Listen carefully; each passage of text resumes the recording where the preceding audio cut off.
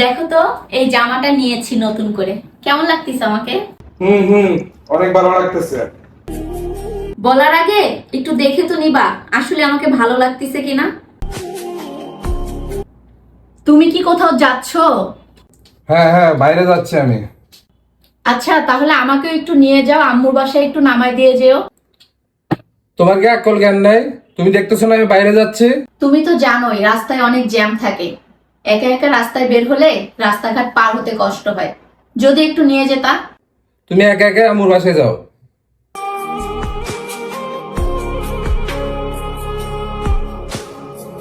তোমার মুখে কি জানি লেগে আছে, একটু অন্যটা দিয়ে মুছে দেই। তোমার কি দিন দিন জ্ঞান বুদ্ধি লোপ পাচ্ছে? বাসার মধ্যে এতগুলা মানুষ, তুমি তাদের সামনে এইসব কথাগুলো বলতেছো? যত সব পাগলামি।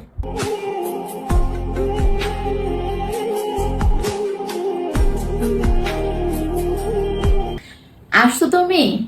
তোমার জন্য কতক্ষণ ধরে আমি বসে আছি। আসো, দুজন একসাথে খাবো। অপেক্ষা করতে হবে না, আমি বাইরে থেকে খেয়ে আসছি।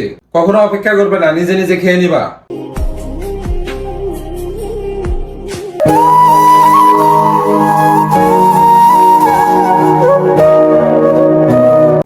কই গো?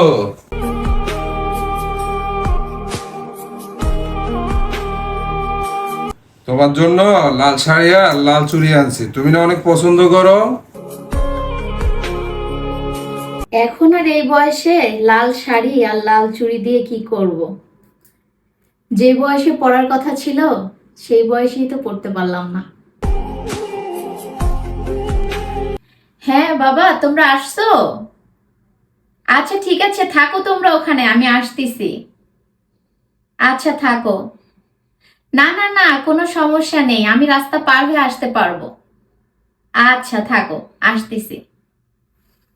চলো আমি তোমাকে দিয়ে আসি, তুমি তো একা একা রাস্তা পার হতে পারবা না।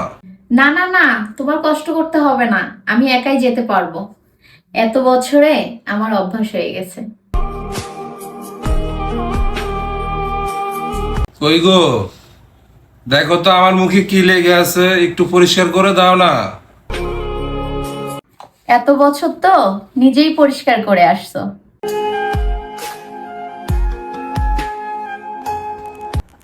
কই গো, আসো একসাথে খাই আমরা।